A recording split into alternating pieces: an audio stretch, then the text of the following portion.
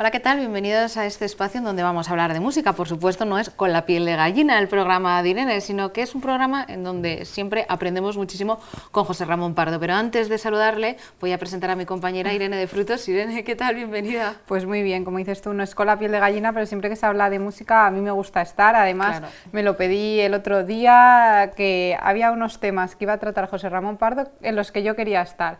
Así que hoy es uno de ellos, pero que nos adelante qué es lo que vamos a hablar y de lo que vamos a aprender hoy. Claro que sí, vamos a presentarle en condiciones José Ramón Pardo, periodista y director de Rama Lama Music. ¿Qué tal, José Ramón? Muy bien, yo cumplo lo prometido y además estando aquí Irene, que me ha demostrado ser una gran especialista. Estábamos charlando antes de artistas que son anteriores no a ella, a sus padres. Y me lo sabía todos, ¿de verdad? Todos. Tú estás estudiando esto, me preocupa. Sí, pero al final nos quitan el puesto, a la gente joven nos estáis empujando. Pero bueno, yo aún me agarro a... Aquí a la silla te ponemos con celo, si hace falta. ¿Os acordáis que habíamos prometido hacer uno de cantautores? No, de poetas. Poetas que han sido musicados. Que es un...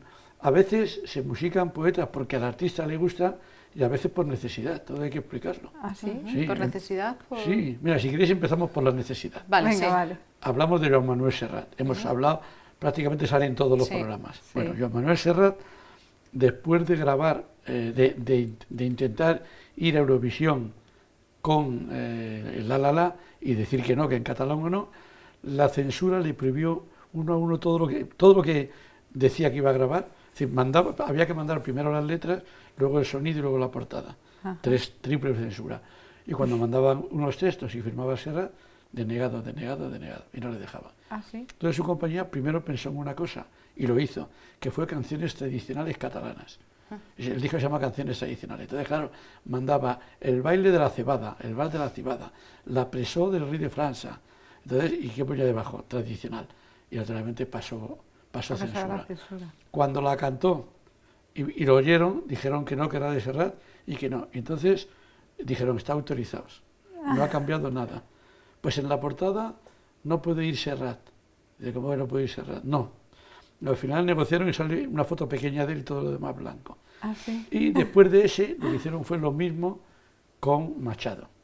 Claro, Machado no estaba prohibido, no se había negado a cantar en castellano. Entonces pasaron los poemas de Machado, los aceptaron y entonces dijeron, que soy yo, que soy Serrat. Y así salió ese primer disco dedicado a Antonio Machado, poeta, que creo que descubrió a muchos españoles quién era Machado. Y ahí sí le dejaron firmar con... Sí, pero veis que no hay foto de él tampoco. No hay foto. Y hay como fuego. Sí, entonces, ¿fuego o espigas? No lo sé. Espigas, sí. Bueno, espigas, sí. Espigas. Vamos a quedar bien, espigas ardiendo. Espigas ardiendo, vale. Venga, vale. Entonces, el disco descubrió a muchos españoles de mi generación a Machado, porque en España no se estudiaba Machado, porque había sido rojo. Los profesores de mi época eran muy listos, de mi época de estudiante, y iban muy despacio para no entrar nunca ni en historia ni en literatura en el siglo XX. Para no llegar a la República y tal. Entonces acababas con Alfonso XIII, llegabas al XIII y no llegabas porque si quedaban marcados y decían gracias a Franco, es decir, le apuntabas, si decían en contra, le apuntaban antes y además le disparaban, en la segunda le disparaban. Entonces Machado, Miguel Hernández eran desconocidos porque habían estado en el bando opuesto y gracias a los cantantes lo conseguimos. Serrat tuvo un enorme éxito con esta canción y este disco. Lo raro entonces es que no lo censuraran también. No lo censuraron porque curiosamente ya había libros. Es curioso que a veces tú podías leer el libro pero no podías poner la canción en la radio. Pasó con muchas canciones de Bertolt Brecht. Los libros se vendían, pero con música como Entra Más, pues lo prohibían. Con este disco, Joan Manuel Serrat lo presentó en Madrid, en el Teatro Carlos III, que ya no existe. Ahora hay un local al principio de Goya a la izquierda que se llama Platea. Sí. Eso era el Carlos III. Hizo un recital magnífico, yo estaba allí.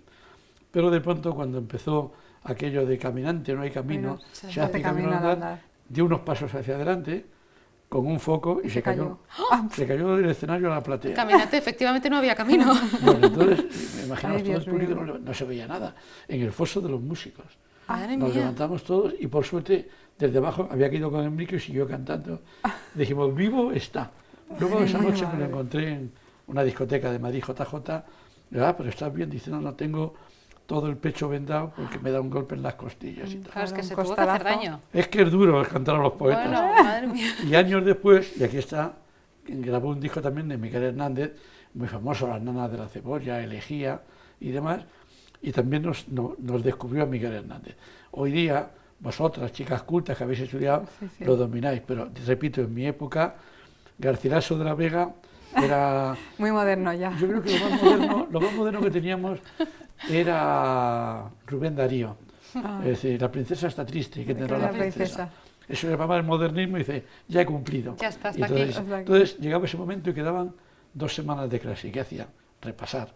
Vamos a repasar. Para el examen, ¿no? En vez de seguir. Y este no fue el primer hombre que puso música a poetas en España, que por cierto, como tú me decías antes, hizo un disco, ha hecho después, muchos años después, un disco con poemas de Benedetti, de Mario Benedetti. Como yo decía antes. Eso me decía, de Joan Salvat Papasseit. Claro. En el famoso disco Mediterráneo, la última canción es un poema sobre Don Quijote y Sancho Panza, que se llama Vencidos, que es de León Felipe, otro poeta maldito. Es decir, que ha cantado más poetas, aunque normalmente hace sus canciones. ¿Otro poeta maldito por qué? Mira, esto me gusta. Porque se había ido al exilio, ¿no? Poeta maldito, pues no dejaban editar sus libros, ni estudiarlos, ni que se hablara de ellos.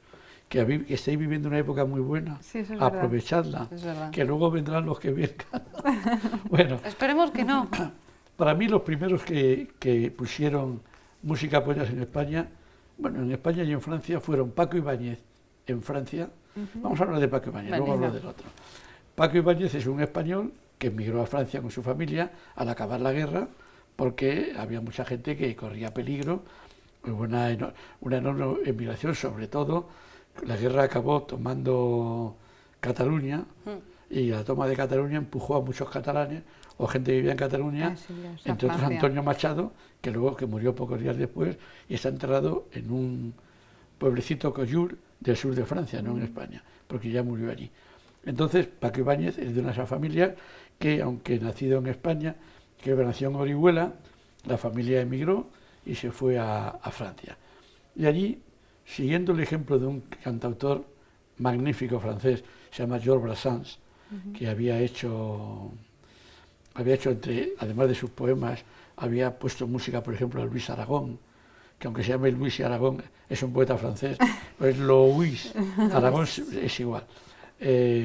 Empezó a cantar poetas españoles, pero cantaba poetas españoles, Paco Ibáñez cantaba poetas españoles también desconocidos en España. Rafael Alberti no solamente era republicano, sino muy antifranquista.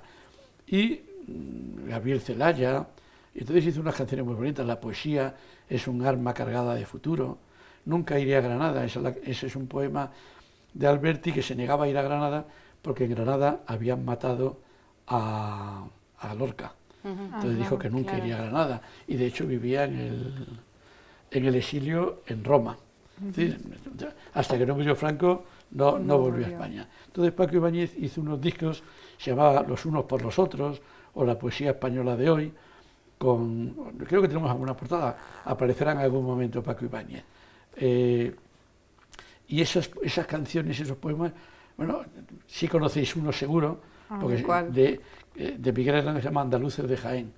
Andaluces de Jaén, aceituneros altivos, decidme en el alma quién levantó esos olivos. Me pongo de pie y recito. Vale, sí. No los levantó. Pero te sabes un montón de poemas y de mi todo. Mi vida es... Tú sabes que estoy leyéndote a ti en el teleprompter. Todo lo claro. Que digo. Entonces... Yo por telepatía te estoy mandando los poemas que yo me los sé todos, claro. No lo tiene todo. Me has dejado muy palmado. Tal. Entonces, Paco Ibáñez... ¿Podemos ver la foto de Paco Ibáñez? Paco Ibáñez, como grababa en Francia, podía cantar cosas que aquí no dejaban cantar. Pero mira, apareció Paco Ibáñez. Por ejemplo, ahí, Lorca y Luis de Góngora.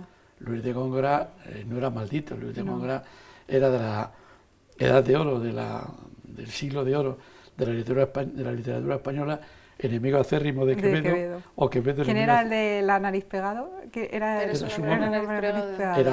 Góngora.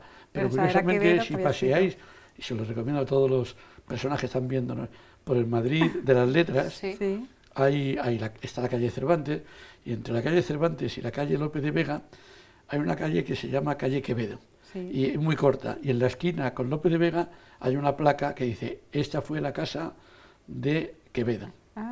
Dice, y en esta vivió Góngora, porque tenía alquilado a Góngora. ¿En serio? Debe ser que Góngora no pagaba.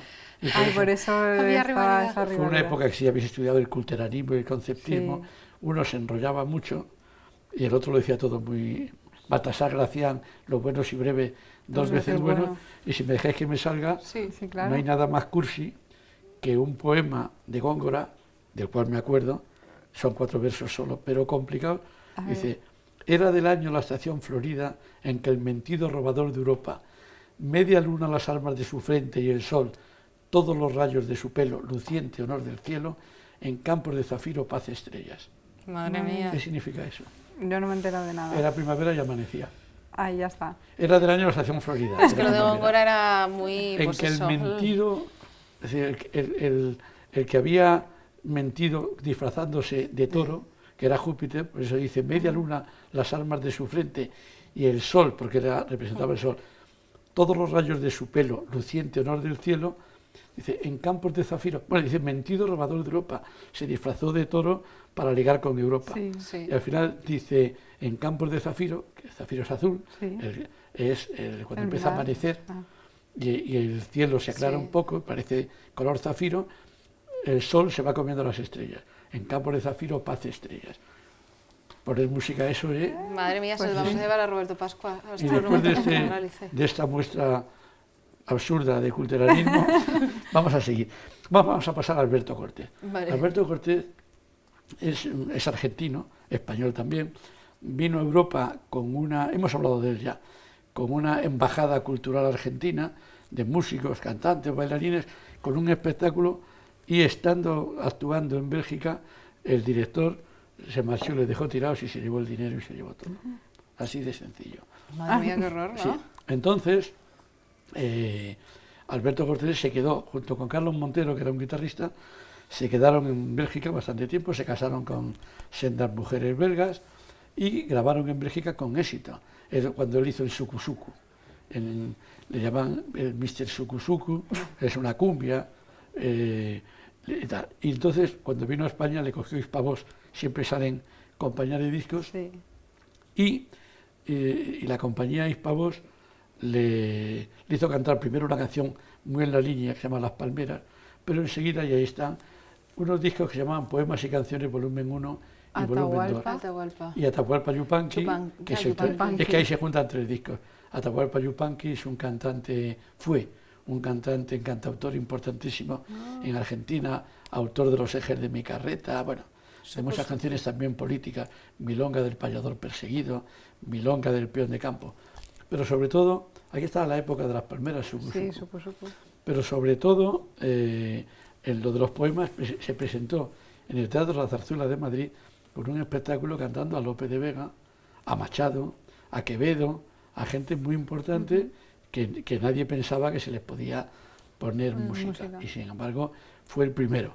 Entonces, Serrat no solo vino después, sino que Serrat en su disco de Machado... Todos estos que has hablado son antes de Serrat. Sí, en su disco de Machado hay una canción que se llama Las Moscas, que es la versión de la que había hecho antes Alberto Cortés. Y en el segundo, en el de Miguel Hernández, Las Nanas de la Cebolla tiene música también de Alberto Cortés. Para que veáis que el mundo es muy pequeñito. Y Serrat, que podía haber puesto otra música, supo apreciar lo bueno. Las Nanas de la Cebolla es una canción muy monótona, pero que tiene muy buen arreglo, con un intermedio musical. Tan, tin, ton, ton, tan, tin, ton, ton, la cebolla. ¿Sí? Y eso después de cada cuarteta. Bueno, esos son los primeros importantes. Parecía imposible hacer algo parecido, algo mejor. ¿Cuál era el truco? Vamos a buscar poetas que no hayan hecho nadie, o sobre todo una fórmula nueva, y ahí sale Agua Viva. ¿Qué es un grupo?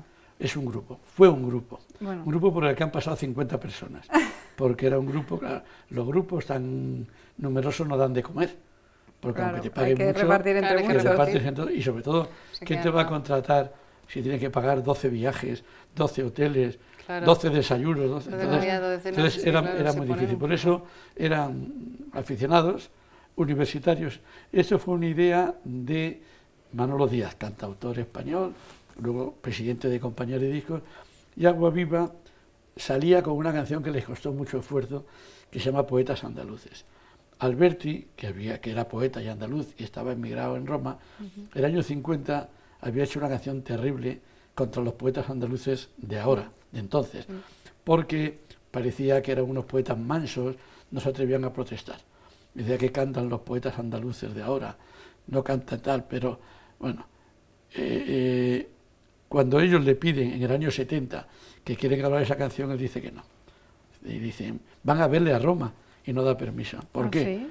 Porque dicen los poetas andaluces de ahora, sí ha surgido una generación que se mete contra el régimen, que cantan los problemas de verdad y no cantan a los arbolitos y al mar. Y entonces no les dejaba.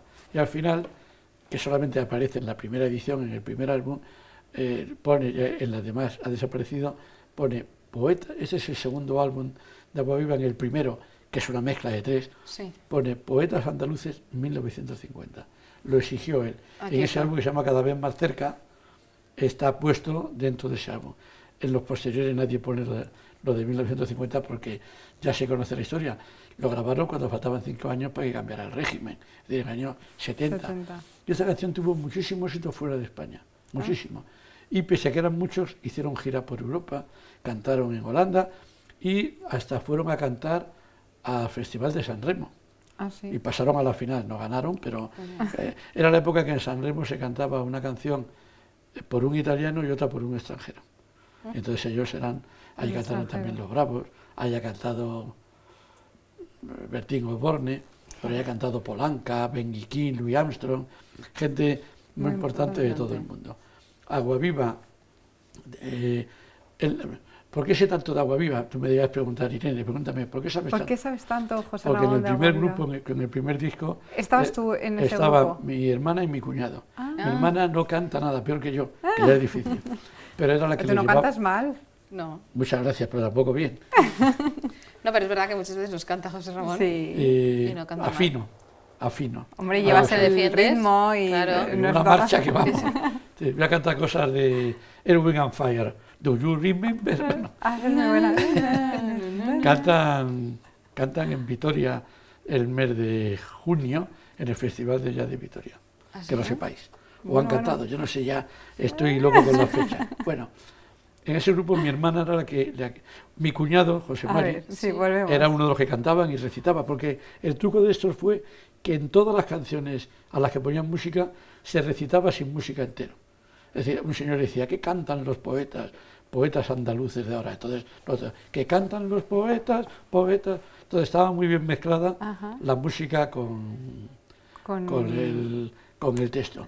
Curiosamente, muchos años después, en una tienda de discos viejos de Nueva York, porque uno va a Nueva York no a ver las Torres Gemelas que ya no existen, sino a buscar discos, de pronto veo Agua Viva, y en inglés 12 que cantan la revolución. Lo saco, digo, coño, no sabía que había salido en Estados Unidos, entonces lo compré, sin oírlo, lógico, disco usado. Cuando llegué a casa y lo puse, resulta que era en inglés. Ah, ostras. El que recitaba ya no era el español, sino que era Raúl Julia, un actor creo que puertorriqueño, importante en Estados Unidos, pero los coros siguen siendo en español. En español.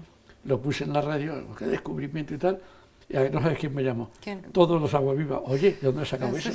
No sabíamos que existía, no les habían dicho nada. Qué fuerte, ¿no? Pero eso no se podía hacer, ¿o sí se podía hacer? No, Porque entonces sería ilegal, es ¿o decir, no? las compañías de discos son las compañías de Hacer discos. lo que... Hacen unos contratos leoninos y entonces nunca cobraron nada de eso.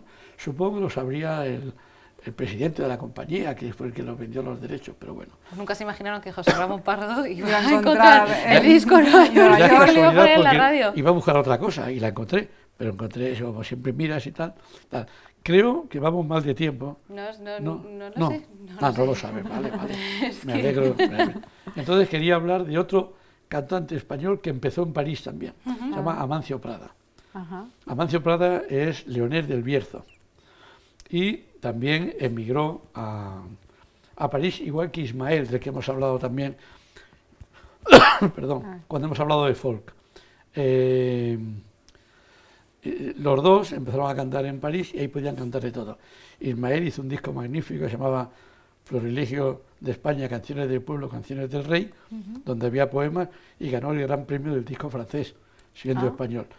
Y Amancio Prada... ¿Pero cantaba en francés? Cantaba en español. Ah. Sí, sí, pero Francia es un país muy culto, que respeta mucho la diversidad. Yo en Francia hubiera triunfado, aquí no. No. Pero tendrías que haberte puesto un nombre artístico.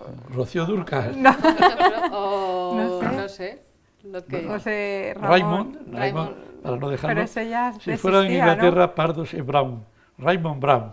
Ah, Y ya pues con queda eso, bien, ¿eh? Oye, Raymond Brown queda bien. presentarme así. vale.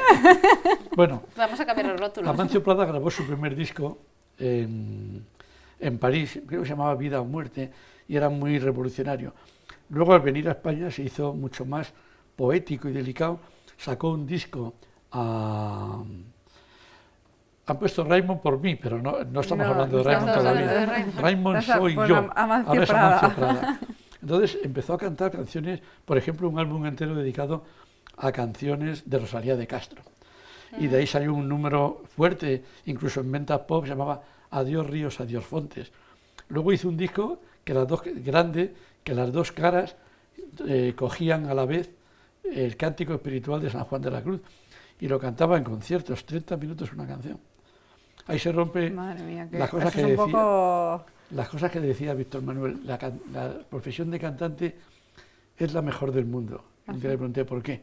Dice, no hay ninguna profesión en la que trabajes y te aplaudan cada 3 minutos. En este caso cada 30, pero es cierto. Pero es que 30 minutos cantando, bueno, una canción, no sé. Amancio Prada fue muy importante, ya que estamos con Raymond. Pues ese disco de Raymond son canciones de la Roda del Temps, pone canciones de la Rueda del Tiempo, que son canciones de Salvador Espriu. Y como veis, la portada es de Joan Miró, no hace falta decirlo. Lo pone también, pero se nota bastante, sí, lo pone ahí. Se nota. Dime debajo de qué lo pone. De la cosita esa, pone No, Miró. Cosita no, descríbela. No sé. No sé qué es. No la describa, es que es imposible. Es imposible, porque tiene como una especie de... No, una cosita con un rectángulo rojo. Sí. Este verano han hecho en el Centro Botín de Santander una exposición de Miró, de sus esculturas, impresionante, porque Miró, como se ve ahí, iba por la calle y cogía un trozo de madera, un rastillo y tal, y las esculturas las hacía con eso. Y entonces tienen las esculturas y los trozos. ¿Sí? Es decir, sí, un trozo de tronco, una piedra, y con eso hacía esculturas. Raimón, que por cierto se llama Raimón Pelejero Sanchís, Ramón Pelejero Sanchís, es de Játiva, sin embargo es uno de los grandes de la canción catalana, no valenciana. Empezó haciendo canciones muy fuertes, Albén, Diguem No, es decir, canciones de un tiempo de un país, canciones muy antirrégimen, pero luego de pronto decidió hacer un álbum de Espriu y a partir de ahí ha mezclado canciones propias con canciones de poetas. Y María del Mar Bonet, que también es de la Nueva Canción Catalana, pero es mallorquina. Sí, pues son las tres regiones que hablan claro. El mismo idioma. Cada uno dice, los valencianos dicen que es valenciano, los mallorquines mallorquín y los catalanes catalán, pero es lo mismo. María del Mar Bonet, y entre su enorme discografía, hizo un álbum también dedicado a poemas de Bartolomé Rosal Porcel, Bertomeu, igual no se llamaba Bertomeu, pero canciones muy bonitas, soneto y tal, y Inici de Campana, es decir, que también se metió en el mundo de... Yo creo que teníamos la portada de María del Mar, María del Mar Bonet, porque también es de Joan Miró, y quedaría bien tenerla allí de fondo. A ver si nos la pueden pero poner. parece que no es fácil ir a la discoteca a buscarlo, pero mientras tanto... A la discoteca. Bueno, si tú encontraste Agua Viva en Nueva York, José Ramón, yo creo que esto... Pero luego lo busco, pero ya se habrá acabado el programa y estaréis con otra cosa. Y como creo que iremos muy bien, que ya No, todavía queda, sí. ¿Cómo cuánto queda? Como 5 minutos. Venga, podemos hablar de Adolfo Celdrán. Vale. Ese no le suena... Pero vamos a ver la portada de Vamos a María ver del la Mar. portada de María del Mar, por favor. Si aparece yo digo, ya la veo. Adolfo Celdrán fue uno de los cantautores de la Escuela de Madrid. Hemos hablado de él cuando hemos hablado de Canción Protesta, porque Adolfo Celdrán, Raimón estaban en Canción Protesta. Adolfo Celdrán tenía una doble vida, es decir, sí, porque era profesor de física nuclear en la Universidad de Alicante. Nada más y nada menos, ¿eh? Pero cantaba Física las cosas, nuclear. cantaba, este es Paco Revuelta del que iba a hablar después. Bueno, se ve que tenemos un batiburrillo. Bueno, Adolfo Celdrán hizo un primer disco que se llamaba Silencio, que tenía unas ilustraciones de Juan Genovés, también un poeta, un pintor muy importante, muy famoso, del cual conoceréis o habéis oído hablar, del tema que está en el Congreso de España, se llama El Abrazo, cuando se produce la transición, hace un cuadro de mucha gente abrazándose, y ese es suyo. Pues antes de eso hizo le cedió a Adolfo Celdrán para el disco Silencio una serie de ilustraciones estremecedoras. Hay una que es la doble central, es un fusilamiento en 5 imágenes. La portada es una visto desde una cárcel, una manifestación dispersada por los grises. Este disco tiene poemas de mucha gente, de López Pacheco, un poeta social para mí muy importante, y de Bertolt Brecht, un poeta alemán. Bertolt Brecht fue el escritor, es el autor de la ópera de los Tres Peniques. Trabajaba con un músico llamado Kurt Weill, y cuando llegó el nazismo eran rojos. Se fue a Estados Unidos, claro, donde no son rojos, pero se pusieron muy contentos y le aceptaron. Y Adolfo cantó algunas canciones de él. Hay una que se llama General, que es una mezcla de 2 poemas de Bertolt Brecht, que tiene algunos versos estremecedores. Por ejemplo, empieza a hablar de que otra vez se oye hablar de grandeza, otra vez suenan los cañones y tal. Entonces le dice, se supone que es un hombre a su esposa, le dice, otra vez se oye hablar de grandeza. Dice, Ana, no llores, el tendero nos fiará. Es decir, ya camina el ejército que marcha, Ana, no llores, no volverán. Es decir, tremendo. Y naturalmente eso que estaba en libros no se lo dejaban sacar en discos. Y la mayor parte de sus discos ponía general, no radiable. Entonces, te podían autorizar en esa época, te podían autorizar a hacer el disco, pero no lo podíamos radiar. Y nos daban una lista, yo soy tan veterano que ya estaba en esa guerra, una lista cada semana de lo no radiable. ¿En serio? Es impresionante. Entonces había que tener mucho cuidado, porque si lo Claro, ponías podías tener muchos problemas. Entonces hizo también el Bella Ciao, que es el himno de los partisanos italianos. Sí. Y a mí me parece un artista buenísimo que, lógicamente, pasada la fiebre de la canción protesta, se volvió a Alicante a dar clases. Si os digo que está jubilado, lo creeréis, porque el tiempo pasa inexorablemente. Y la otra persona que había aparecido, que es Paco Revuelta, es un profesor onubense, que significa de Huelva, sí, no onubense, que en su comienzo de su carrera también, por ejemplo, cantó a un poeta, en este caso a un poeta onubense, Juan Ramón Jiménez. Hizo Adolescencia, y sin embargo tuvo la mala suerte, o la buena suerte, que el disco pequeño, single, tenía en una cara Adolescencia y en la otra Bella Ciao también. Y en las radios pusimos mucho más Bella Ciao, que Adolescencia, un poco se olvidó. Y yo creo que con esto hemos hecho un repaso, teniendo en cuenta que en el programa anterior hablamos del doble disco de Ana Belén dedicado, se llama Un largo lagarto verde, que es la forma que tiene la isla de Cuba, el mapa. Y son poemas de Nicolás Guillén. Ha habido muchísima gente que ha cantado poetas y que sigue cantando poetas. Pero el tiempo pasa es el todas. que hay. El tiempo pasa felizmente, que decía Luis Aguilé. Decía eso. Pues con esa frase vamos a cerrar el programa, porque vamos, ha quedado fantástico. Si vienes a los próximos te voy diciendo de qué voy a hablar. Sí, claro. José Ramón, tú sabes que yo vengo con la enciclopedia sabida y te lo voy transmitiendo por telepatía. Fuera de terreno, por si cambio, que nadie diga, ¿usted dijo qué? Claro, mejor. José Ramón Pardo, muchas gracias por acompañarnos. Gracias a vosotras, y me lo paso muy bien aquí. Me lo paso muy bien viendo lo que habéis aprendido en esa temporada. Estoy preocupado, lo sigo diciendo. Es que yo me he perdido unos cuantos, claro. Entonces me vais a quitar el puesto, lo sé, estáis en ello. No, para nada. Imposible. Nosotros estamos aquí para hacer las preguntas, claro, y además para escuchar también. Las preguntas pertinentes y las impertinentes, las que hagan falta. Vale. Irene de Frutos, muchas gracias también por estar aquí. Te esperamos en el siguiente, claro que sí. Y a ustedes, bueno, pues mientras llega el siguiente programa, sigan viendo Déjate de Historias Televisión, ya saben, el canal con contenido. Hasta luego.